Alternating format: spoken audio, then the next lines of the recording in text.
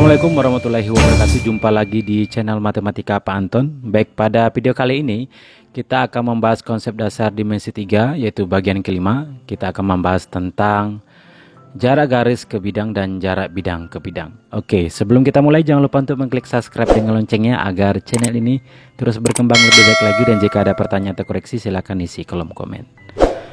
Oke, kita lihat konsep berikut. Yang pertama, kita akan membahas bagaimana cara mencari jarak garis ke suatu bidang. Oke, jadi ada syaratnya. Pertama, garis dan bidang itu haruslah searah, artinya sama-sama horizontal atau sama-sama vertikal. Kalau dia tidak sama arahnya, maka biasanya dia berpotongan atau menembus, begitu ya. Yang kedua, tidak berpotongan. Oke, untuk lebih jelasnya kita lihat gambar berikut. Nah, di sini diketahui suatu bidang alfa dan di sini ada garis F. Nah, caranya adalah mencari jarak garis F ke bidang alfa ini. Dari garis F kita ambil suatu titik, sini kita ambil satu titik A, gitu ya. Nah, sehingga dari titik A ini kita proyeksikan ke bidang alfa ini. Misal seperti ini. Pas jatuh di alfa ini misalnya titik B. Di mana dari titik B ini akan ada suatu garis yang saling tegak lurus terhadap AB. Misalnya ini garis M dan garis N yang terletak di bidang alfa, begitu. Nah, artinya jarak garis F ke bidang alfa ini sama dengan jarak AB ini, gitu ya.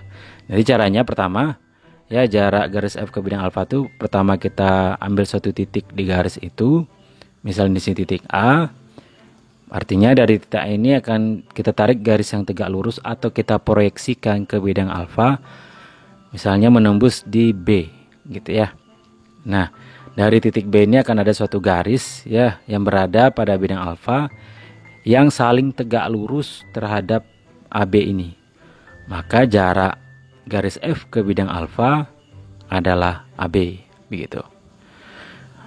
Sama seperti konsep tadi, bahwa untuk mencari jarak bidang ke bidang, ya, pertama sama-sama horizontal atau sama-sama vertikal dan tidak berpotongan, gitu. Nah, seperti gambar berikut. Misalnya kita punya dua bidang alfa, sini ada bidang alfa dan ada bidang beta. Nah, misalnya kita melalui dari bidang alfa ini, kita ambil suatu titik di bidang alfa, misalnya titik A. Nah, itu ya. Nah, dari titik A ini juga kita cari titik fraksi ke bidang beta. Misalnya ini titik B. Di mana ada di bidang alfa beta ini melalui titik B ada dua garis yang saling tegak lurus terhadap AB, begitu.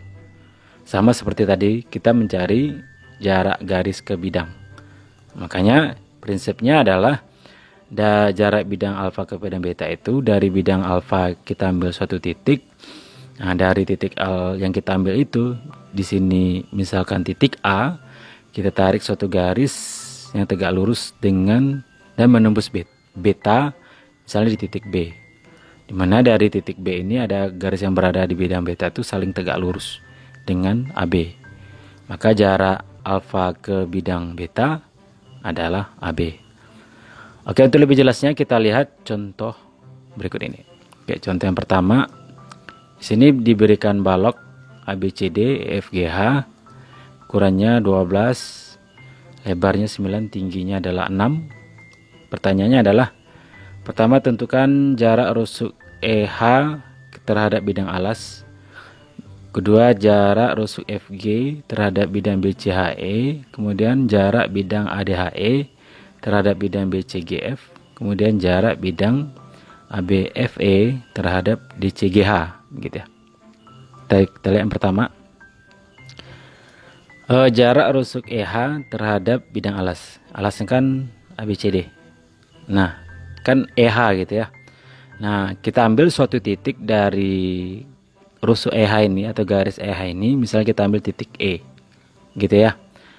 Nah, dari titik E ini kita tarik suatu garis yang tegak lurus terhadap bidang alas. Ternyata jatuhnya adalah di A, ya. Maka jarak garis EH ke bidang alas adalah EA, begitu ya. Berarti jaraknya adalah 6 cm, gitu ya. Jadi tetap kita ambil satu titik, kita proyeksikan ke alas gitu. Oke, yang kedua jarak rusuk FG yang ini ya, ke bidang BCHE. Oke, ini bidang BCHE kita. Nah, ini dia. Kita ambil suatu titik pada garis FG, misalnya ke titik F, gitu ya. Nah, berarti jati tegak lurusnya ternyata terletak di garis BE ini. Ya. Jadi jarak titik F ke garis BE jatuhnya. Ya, jadi jarak rusuk FG terhadap bidang BCHE itu sama dengan jarak titik F ke garis BE. Misalnya kita tarik ini adalah Fx gitu. Kenapa di BE? Kenapa tidak di tengah BCHE? Karena kalau di tengah bagi tambah jauh. Karena kalau jarak tetap kita ambil yang terpendek. Berarti yang terpendek biasanya tegak lurus begitu. Berarti jarak titik F ke garis BE. Berarti seperti ini. Berarti Fx ya. Berarti yang kita pandang adalah segitiga EFB. Berarti seperti ini. Ini dia. Nah, ini dia ya. Nah, kita cari EB ini dengan Pitagoras. Ya, bahwa EB kuadrat tuh EF kuadrat tambah FB kuadrat. Berarti ini 12 kuadrat ditambah 6 kuadrat, yaitu 144 ditambah 36. Maka EB kuadrat adalah 180, maka EB adalah akar dari 180. Kita sederhanakan. Akar 180 adalah 36 kali 5. Jadi libatkan bilang kuadrat. Dalam ini 36 kali 5. Maka akar 36 adalah 6. Berarti 6 akar 5. Berarti EB kita adalah 6 akar 5. Gitu ya. Sehingga kita ingin mencari panjang Fx dengan prinsip luas segitiga. Bahwa EF tegak lurus dengan FB. Fx tegak lurus dengan EB. Artinya adalah Fx kali EB sama dengan EF kali FB. Kita ganti. Berarti EF kali 6 akar 5. EF kita 12, FB kita 6. 6 boleh kita bagi. Maka Fx sama dengan 12 per akar 5. Atau kita rasionalkan kali akar 5 per akar 5. Maka kita peroleh 12 per 5 akar 5. Jadi jarak rusuk FG terhadap bidang BCHE adalah 12 per 5 akar 5. Begitu. Oke. Kita lihat yang C. Yaitu jarak bidang ADHE terhadap BCGF. Bidang ADHE ini, BCGF ini. Oke. Kita ambil satu titik yang tegak lurus. Ya, misal dari titik A. Berarti tegak lurusnya, dari titik E ini tegak lurusnya ke F. Gitu ya. Atau dari A ini ke B. Dari H ini ke G. Dari D ini ke C. Ternyata panjangnya adalah sama dengan EF atau AB atau HG atau DC, yaitu 12 cm. Begitu. Begitu juga untuk jarak bidang ABFE terhadap bidang DCH GH gitu ya. Ini bidangnya. Artinya jarak ABFE dengan DCGH bisa garis FG karena dia tegak lurus ke sini.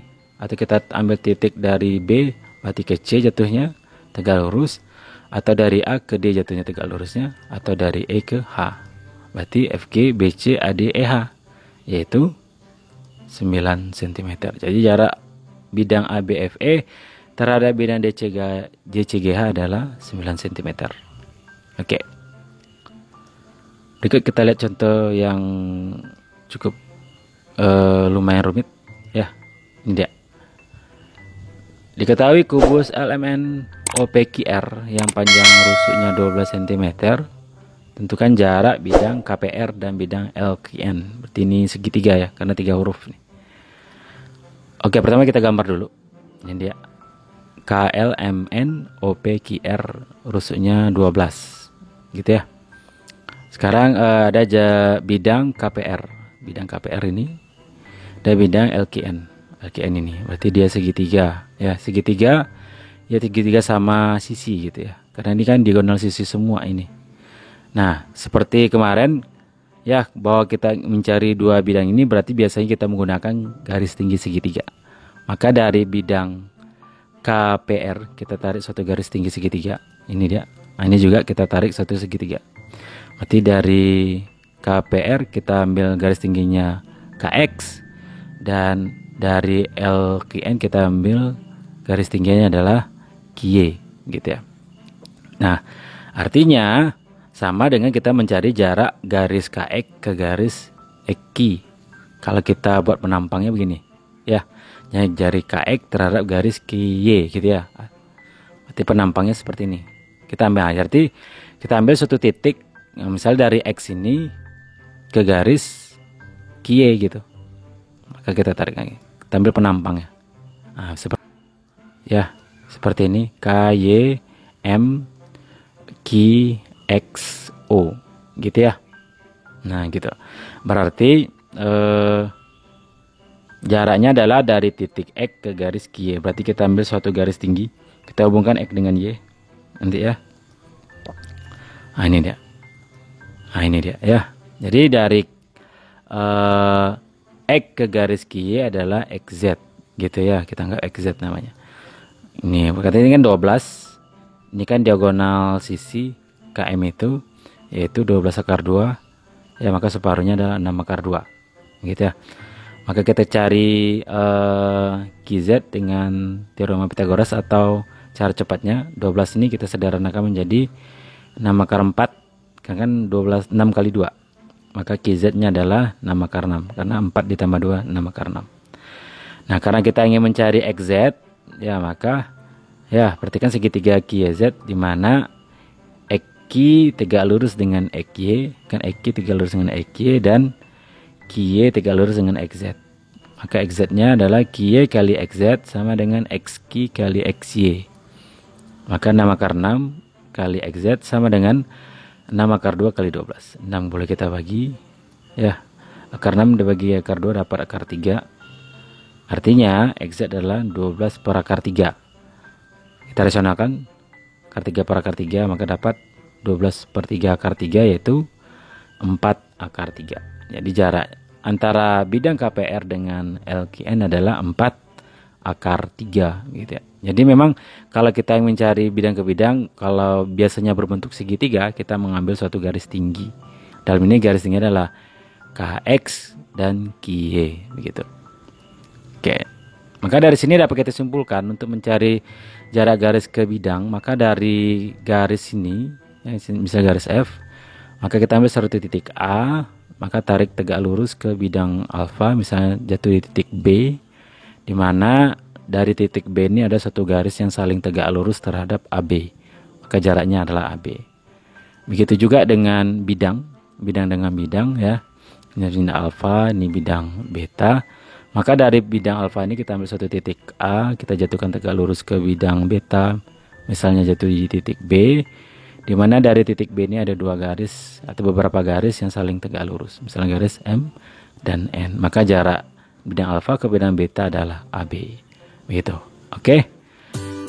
Oke, terima kasih sudah menonton video kali ini. Mudah-mudahan memahami konsep jarak antara garis dan bidang serta bidang dengan bidang. Dan sekali lagi jangan lupa untuk mengklik subscribe dengan loncengnya agar channel ini terus berkembang lebih baik lagi. Dan jika ada pertanyaan atau koreksi, silahkan isi kolom komen. Tunggu video selanjutnya. Assalamualaikum warahmatullahi wabarakatuh.